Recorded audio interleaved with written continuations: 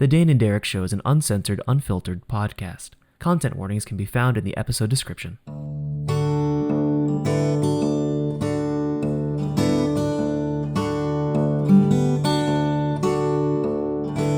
Hello, everyone, and welcome back to Dane and Derek. My name is Derek. I'm one of your two co-hosts, and I make a lot of movies and play a lot of tabletop games. Joining me, as the title would suggest, is my good friend, Dane Fogdahl. Hey, I'm Dane. I'm mostly a writer. I do a bunch of other things, but I love nerd stuff, tabletop RPGs, podcasts, music, all that good stuff. How are you Yeah. doing? I slept like a rock last night. So I'm feeling pretty good. I got a nice 8 hours of sleep, so can't complain. That's awesome. I have not gotten an 8 hours of sleep since Tuesday, Monday. Oh man. It's Saturday when we're recording. Not to be too Yeah. behind the curtain about it, but I've had some late Wow. nights in a row. It's It been a is not week. good. It is. It's not been a bad week. It's just been like A week. a week, and like last night, my dad and I went to like a baseball game, and it was great. But the Oh. game ended at 11. Who are the Rockies playing? The Chicago Cubs. The Rockies won, wow. actually, which Really? They won? That's incredible. Yeah. Not to Wow. be like, I mean, I'm not like a big Rockies fan or anything, so I don't know why I'm like holding back on this, but like the Rockies are bad. They're not a good team. No, we had like that one good streak where we got to the World Series, which Yeah, a friend of mine always holds over me. Because he was like, you beat the Padres for the World Series and then you lost. How could you? Yeah, that is. I mean, they were playing like the Red Sox, who were like at the height, and they were. Anyways, I don't know why we're talking. We are approaching very quickly the edge of my baseball knowledge. I mean, wow, we finally. It only took like, I don't know. Do we need to do a sports episode? I guess at some point we're gonna have to do at least one full sports episode because we have proven that we have the capacity to discuss sports on this show. I feel like it should just be sports. Like it's not like an episode about like baseball or basketball. It's just sports. Yeah, because we both have had background in sports. We know a lot of people who play sports, and like, I don't know. I do enjoy sports when I get to indulge and watch them, but I don't go out of my way for them. I don't know about you, but if I'm not there in person, I could not be bothered. Okay. Yeah. So you're on like a slightly different angle at it, but similar vibes as me when it comes to sports. Yeah, I have a lot of respect for athletes. Like it's hard damn work, and it's amazing what they do, and like I begrudge nobody. They're like there are some people who kind of like live in our like artistic or like kind of nerd world who will be like, sports are stupid, and I'm like, I mean, we spend our weekends rolling 20-sided dice about our imaginary characters. It's not, and don't get me wrong, baseball is about a bunch of people hitting a very small ball with a very narrow stick and running around a diamond with very particular rules. It's also weird and objectively kind of silly, but it's no more or less silly than what we do. And whatever makes people happy, I'm especially if it's not hurting anyone, like baseball or Dungeons and Dragons, I'm there for it. Wow. So yeah, we should. Okay, sounds like we need to do an episode about sports. Yeah, sports is on the docket, but today, look forward to that, I guess. Yeah, coming next month or something. We'll do a sports episode. But baseball's a nice segue into spring. It is. It really is, because it is like a spring summer sport that kind of ekes into autumn, but it starts up in spring. It goes all the way to October. I mean, really. Yeah. I mean, sports seasons are really long at this point, but it's kind of like a springtime tradition for a lot of people. Yep. Do you have springtime traditions? Ooh, springtime traditions. You know what I think about when I think about spring? I think about how it's allergy season. B, tournament season, going Oh back to yeah. sports. Yeah, yeah, And yeah. C, that's when like it's that part of the school year where you're almost done and like Yeah. you can start to feel everyone getting antsy for summer.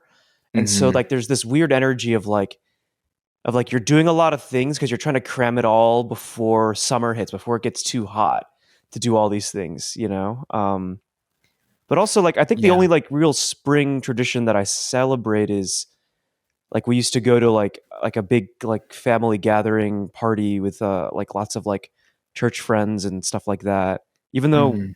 we're not really religious, we would go to it and hang out with them on Easter, but um otherwise, yeah, it tournament season, allergy season, cram everything in before summer, end of school season. Uh that's what I think about. What about you? So there's a few things. Thing number one, uh, I'm totally with you about the school. That there's that energy of like everybody's like frenetic and like ready to be done, but Yeah. their like energy's ramping up. I super like I can feel that in my bones like the moment you mentioned it. Yep. Um, since we're kind of on a sports kick right now, the first couple days, because I was a competitive swimmer and we had an outdoor pool at my team whole year round. Um, Oh, wow. yeah, which honestly not as bad in the winter as you'd think. It's snow and cold, not that bad. It's wind that's the bitch. Um, Oh, yeah. yeah, Get yeah, all yeah. Because like the chapped. wind chill when you're like sitting like Yeah. And you're because wet. for anybody who Oh. doesn't know, yeah, the way swim practices work is like you do things in like sets and intervals. Basically, like you'll do like 10 lengths of the pool 7 times within 5 minutes for each length or whatever. Um, Oh god, that sounds brutal. uh, yeah. So there's these periods of time where you're waiting, where you're getting like rest, and there's the periods of time where you're getting the next set from your coach Mhm. and like getting feedback and whatnot. And when it's windy, that was awful. But spring usually marked like those first couple of like 70 plus degree afternoons when it was sunny and like calm. And it actually was like, Mm. ooh, you know what sounds nice? Hopping into a cold pool. Like that actually sounds really good. So I have memories of that. Um, and then I don't know if you remember this, but my house, the house I lived in the longest growing up, had a crabapple tree out front, which Mhm. blossom and probably still does blossoms pink, very very much like sakura blossoms in Yeah. Japan. Like just it's a very similar vibe, maybe like the little less pink, a little more white, but like that was always a really important marker of spring for me. And it also was sort of a game because in Colorado, you know, it's can snow as late as like early May, you know. Mhm. Um, and so if the blossoms managed to survive to actually bloom in the year, that was always kind of special because it was so likely Yeah. that like a heavy, wet March snowstorm would just rip them all off. Um, but Yeah. usually at least like a couple would even survive. And so waiting for those was always kind of a really important moment for that marked spring for me, which kind of feels Mhm. very romantic and stereotypical almost. But Yeah. yeah. Do I you mean, actually like spring though? That's a question. I think I do. Cuz it's once again it's that when you said romantic, I think that's a really great way to describe spring, right? That's Like true. like spring and autumn are romantic for very different reasons. That's very Um true. yeah. And I feel like everyone associates summer as being romantic. And while I think that is true to some extent, I don't think it's as romantic as spring because spring is where, in a lot of ways, all this groundwork gets laid before you go into summer. So spring kind of sets the tone for summer in a lot of ways, I feel. Mm-hmm. Uh, yeah, I mean, like for me in high school, like spring was when all the martial arts tournaments kicked back up. There was a tournament in March, a tournament in April, a tournament in May, a tournament in June. And like, June's kind of into summer already, but Mm-hmm. or I guess it is because solstice and stuff. But you know, that was a time when I'd be like super busy and super away from like everything else I could possibly do. Um, also for like growing up in Colorado, it's like the first time it's like, well, the weather's okay. Like you were Yeah, saying, it's like not too hot, it's not too cold, it's not quite like autumn. It's like this nice like warm chill vibe that is makes for great like daytime and nighttime hangouts, right? Because like in the summer, nights are really cold. um they feel way and colder than they are because of like the yeah, contrast, no doubt. exactly, and because of the desert climate we have, Mm-hmm. or the dry steppe climate, I believe is what it we Colorado is. um I don't know the I can specifics. neither confirm nor deny, but but yeah, I think I do enjoy spring because it's you can feel even now, like, the things I'm doing here in LA, like you can feel the energy of people picking back up as things ramp up for summer. Mm-hmm. Um like, I can say this now because it's public knowledge, but with Tuesday Night Project, we've been preparing to do a show in May, and the energy has been like really ramping up these last few weeks as spring has become more and more prevalent, as the weather's become warmer, as we can, as it becomes easier to do things outside, as the days get longer. you know um I think that energy definitely comes with spring. uh Yeah, totally. yeah. And kind of going off what you're talking about, like the romantic, I was thinking about like all the seasons do feel really romantic to me, but in completely different ways. Like spring has like a very kind of like a sweetness to it. Um, Yeah. Whereas like there's some passion in summer that just doesn't exist anywhere else. And like a oddly, there's like a warmth in winter that I find. Yes. And autumn is just kind of like wistfully sad romantic, which is probably why it's my favorite. Whatever. Anyways, Yeah. I will admit that I really love May, and I'm Mm. fond of like June and parts of summer, but like overall spring mostly frustrates me. And that has a lot to do with the Colorado spring. Like the Colorado spring is really just on again, off again winter. Yeah. Wherein like when the snow comes, I'm always like, meh, you had your chance. It's over. Go, leave, Be come back and gone, snow. right. Whereas like in autumn, like the first few snows feel really magical. And also like just and like there's the allergies in the spring and like Yeah. and it's not quite as warm as I want it to be. So by the time May rolls around and it starts getting a little bit green, there's like all the flowers and stuff is blooming and it's routinely, warm. I'm like, Hmm. yeah, spring is great. And then it like rolls into summer and I'm like, cool. So I've never been like super caught up in that season in the way that I've been caught up in others. Um, Hmm. and I think that has also a lot to do with that like school thing of like just trying to make it, like trying to make it to the end, um, and like get to Yeah. summer. Whereas like summers and autumns and winters always have like something. That's where like stuff has always like happened for me. Like spring, like you're saying, you're setting up for a lot of stuff, but it's not when things happen for me, like just Yeah. traditionally. I don't know why. Like, it's not like I didn't have like swim meets in spring or I didn't like have concerts or whatnot. Like it was just not where things were like oriented. Like the film festival for me, which was like a huge part of high school, was a winter thing. Right. When you and I would like do filming and a lot of like personal projects like really like popped off, that was summer. Um, Hmm. and like settling into like friendships and like like routine like D&D games and like almost every relationship that I've had that I've really liked always started in the fall. Like fall's like a Mm. time for like connections and like meeting people for me. So like I Right. don't know, like spring's like all I've always like wanted something to happen in spring and it just like never really has. um it's damn pretty though, especially in like Yeah. other parts of the world. Like I was talking with my buddy, who he was from Georgia, and he talks about how like autumn and spring are so much prettier down there. And he's like, yeah, because it like lasts for like a really long time.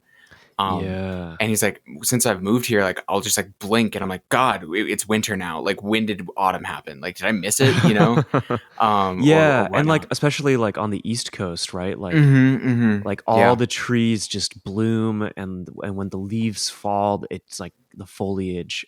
yeah, because Everyone like, from the East Coast talks about the foliage is oh yeah, different there. oh yeah, because and like on like the kind of like the wet part of the West Coast, it doesn't Hmm. really stop being that green. You know, Yeah. um, like Oh, I was in I was Eugene up. and it was yeah. Yeah, I was in Portland in Right, February, yeah. and it was like green as ever. Like I was like, wow, okay, that's Yeah. cool too. Oregon is so green.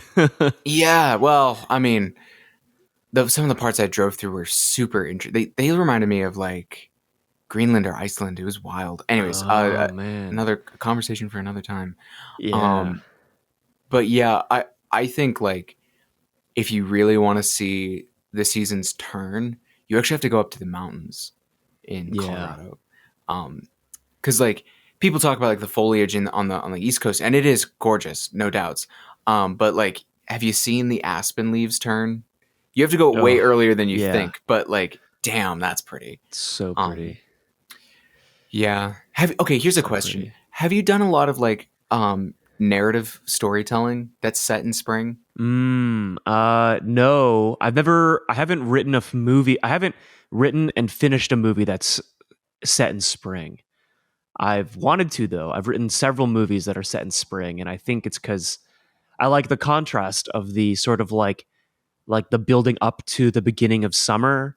I Mm-hmm. like the sort of like, especially in Colorado, like the back and forth rain, the rain that Yeah. comes with spring. I think that's really interesting. A lot of my favorite films take place in spring. A lot of my Mm-hmm. favorite animes take place in spring. Um, I think it's definitely on my list, but I feel like the hardest part about making a spring movie is that in a lot of ways, it feels like spring is significantly shorter than all the other seasons. It's So to hard make to a shoot in. movie set in spring, it feels really hard. Yeah, if you don't Um, have like the resources to like manufacture a spring on set, or like sometimes like reality TV shows that know that they're going to be airing these episodes in fall, will like have people like rip all the leaves off the trees or whatnot. yeah, Like that sort of stuff. If you don't have like the resources, like shooting in spring sounds, to make it look like spring sounds super challenging. yeah. I feel like it's easier to do autumn or um, winter even, especially here in LA, because all you got to do is put jackets on people, and then it's winter, or or it's autumn. And Yeah. then to do summer, it's like just take off the jackets, right? And you can Yep. film that in summer, autumn, or winter, and you're probably fine.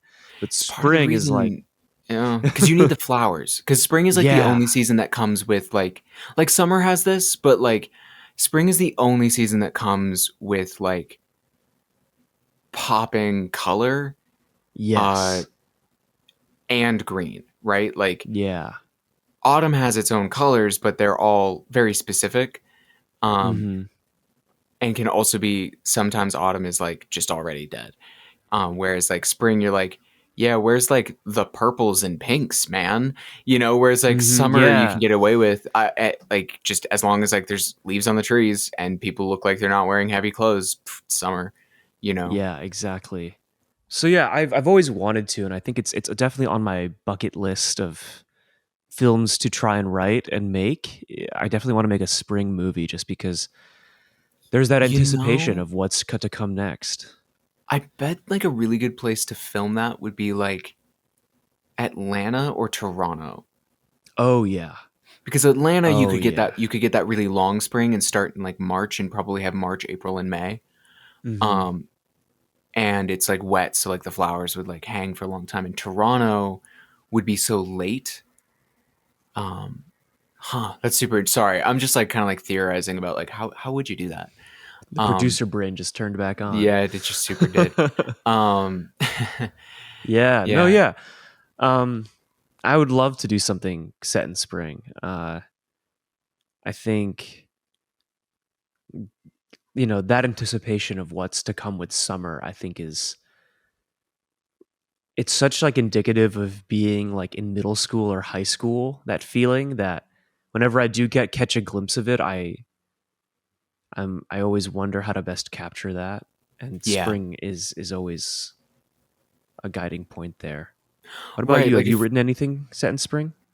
I'll answer that question real fast, but like just to go Oh on yeah, like yeah, because I just had like a little thought there. Like most school stories are like that I know of. If they're not like summer vacation stories, they're set in spring or fall, right? It's either we're yeah. starting school and like the problems that come with that, or we're graduating school and the problems that come with that. Mm-hmm. Like there are very few school stories that are like feel set in winter unless they take place over winter, like over a whole year, Right. and it's part of it. Yeah. But to answer your question, not I have not really written much much narrative work set in spring. I like some poetry, some creative nonfiction I have, Mm-hmm. but like only really short pieces, and no music have I written inspired by spring. Um, Mm. always always summer, autumn, or winter, and if spring is included, it's always in the like the course of like I'm telling a story over a year or years. Like Right. this gets down to like I was thinking about it, like when do I set D&D campaigns when I'm the dungeon master, and the answer is winter, autumn, or summer almost exclusively. Like Mm. I'll move into spring for sure, um but like I tend to lean, um and I was like also like I really lean on winter, and that's probably just because I kind of like vaguely Norse settings, and like maybe I just really Mm-hmm. liked the scenes in like Lord of the Rings, where they're going over um, Mount. Oh shoot! I know the mountains. It's that great Yeah, sweeping shot of the snow and yeah. yeah, Like and I like, just I like adventures where there's like snow of some kind.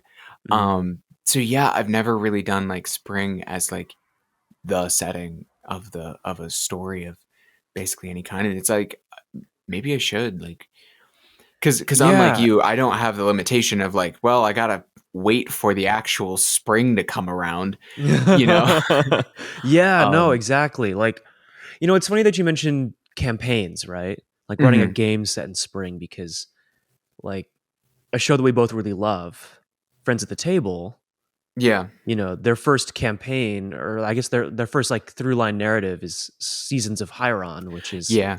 through four different seasons. And then I was in a game store, or no, a bookstore in Eugene, Oregon, and I was Mhm. browsing through a bunch of tabletop games they had. And all like five of these games that I browsed all had a seasons mechanic.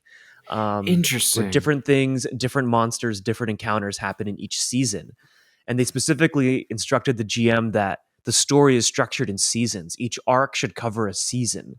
Mhm. And I thought that was really interesting because like I've been really interested in playing a game like Mouse Guard or Rooted for a long time, and those are Mhm. games where like when winter rolls around, everyone holes up in the Great Hall and just chillaxes until it's spring again. Um, and in the game I'm doing right now, like for the podcast, it's kind of a summer game. Like the energy is summer, and I Yeah. was like, we're like tomorrow we're about to record like a I guess like a mini game, and I was Mhm. trying to think of like what season is this set in because I've been reading all these things about other seasons lately, and I was debating between autumn or spring because I don't, unlike you, I do not like setting a game in winter. um, Mm. I've never run a good game set in winter. Yeah, I was actually thinking about it. I'm like, for Diceology and the level 1 podcast, I was like, what seasons did I set the major campaigns in? And the big fantasy one we did in level 1, the vast majority of that took place in late like mid late winter, into spring though, which was interesting. Mm, Um and then ended in summer. But we also played like a whole year game through a game called The Quiet Year. And then the big fantasy game we did in Diceology was almost exclusively took place in winter. Like that was like the whole thing. It was kind of like a Narnia thing, like trapped in an eternal Yeah. winter sort of situation. Um, and so like that was like the problem, but it was like definitely a winter game, which interestingly though, the whole point of the game was them to bring Spring back. Like Spring was like a really, like she was like literally a character Right. that they met, and that was like really important, but it wasn't set in Spring. We just kind of got that at the end. Um, Interesting. and then the last one, which was 11 Jump Gates, um, which I think kind of like, and we could talk about this some other time, but like in retrospect, I think of the three is the one I'm personally most proud of. But 11 Jump Gates, it's interplanetary, so the seasons don't matter, and like half the planets don't have normal seasons anyways. But the only one that had anything like a normal like atmosphere and like that was like set in a temperate zone, it was autumn and winter. So I was like, this is just, that's just the move. And I don't know. Yeah. It's weird because like I was trying to think about like what season would contrast our main story campaign because Mm-hmm. it's set in summer on a continent that is predominantly a dry desert that is under threat from like a dragon that is effectively the sun. Yeah. And so it's like, okay, like this is 100% summer. So what's the contrast here for a mini game that's in the same world but still far enough away? And I felt like winter was too obvious of a choice. I felt Mm-hmm. like autumn was not the right energy, and so I'm left with spring. But I've never run a game set in. I don't think I've ever run a game set in spring. Um, Yeah, because it doesn't. So like the other seasons feel like they like, and this is like a D&D specific sort of problem to have with seasons, I guess, which is like, what's the problems inflicted upon the players by a spring, right? Summer, yeah, it's too hot. Like you can get dehydrated and dry out, and like a lot of like you can think of like sort of deserty heat monsters, and like autumn has this like harvesty sort of situation, which means like sort of like your spooky bitches come out. And then winter of course like is the dangerous season, right? And yeah, has like a lot of fantasy like um history to it. Like winter is like the season of the dark things, right? So like one of the most beloved and well-known fantasy series of all time, The Chronicles of Narnia, The Lion, the Witch, and the Wardrobe. The problem is that there's an eternal winter, of course. Um, right? Like that's yeah. part of that's it's like in the mythos. Spring is like has such positive connotations kind of just across the board. Hmm. That there's a part of it that's like, well, that's not threatening, like Yeah. which on the other hand, I mean, this is probably not the conversation everyone wants to hear. Well, I don't know, they're listening to us. Um, a dark spring could be super fucking cool, like Yeah. that's like Like, that and also could be really subversive and like hmm really unnerving for a group, so like I think there's something there, or it's something worth defending, something to that effect. I don't know. yeah. What I I'm mean, hearing is that you and me need to explore spring in a narrative sense more. yes, definitely. Because there's that once again that pent up energy. Things are about to begin, but what if they began in spring and you just didn't realize, right? And Mm-hmm, there's something mm-hmm. interesting there. And even in a D&D campaign, that's like, oh yeah, like the adventure starts in spring. Like yes, it is that time. You're gonna go leave the town in spring and go on your quest in spring to prepare for the what's to come in summer, whatever that means. Yeah. And I guess there's like we were talking, there's motifs of things beginning, things happening, but nothing that there's no pressure in spring. Spring is sort of Mm-hmm. this sizzle of you're out of the thick of winter, you're out and you're right before the rush of summer. It's like a big breath, It's you the know? it's the period of potential, right? Like the whole year's ahead Yeah, of you. exactly. In a lot of ways it's kind of where I think I look at my whole year and I go, okay, like what do I want to do? Yeah, yeah. I was actually thinking about like the fact that like it sometimes strikes me as really weird where we place our New Year's at like the heart of winter, whereas like the Persian New Year is in the middle of spring, like right at the beginning of spring. And I'm like, Yeah. that feels like way like from like just like a kind of like how the world works and how like people live in the world. I'm like, that makes way more sense to me. You know, like Yeah. no Yeah. I doubt. mean, you're right. Yeah. Yeah. It winter feels like it should be the end, not the end and beginning. Yeah. Yeah. It bisects the year in a weird way. Yes. So It does. Happy New Year, everyone. Yeah, Happy New Year. Happy April New Year. Well, this was really good. We should definitely talk more about spring And sports. sports. Yeah. And if we ever run a game set in spring and what we learned from that. But until then, folks, you can follow the show at Dane and Derek everywhere. And you can see what movies I'm making on my website, derekaiello.com. If you're going to be in the LA area, 2 of my films are screening in LA in May. So come through. We'll have links. Dane, where can we find you? You can On the find web. me. You can find me at danewrites.com. There's a link to my Substack where you can get a taste of my writing. There's links out to my music on Bandcamp. I have my podcast, Diceology, which, fun fact for everybody, I'll just say this real fast. It's the show is kind of ending. I'm off to law school. It's time to go, you know. But what we decided to do is repost all of level 1 in proper order of like narrative order after the final anthology finishes up. So there's like a year and a half's left worth of content coming for people. So stick around for that. Like we're done making new stuff, but the show's not over. And it's all going to be in one place. Yeah. Well, everyone, thanks for hanging out with us this week, and we will catch you next time. Awesome. Good up.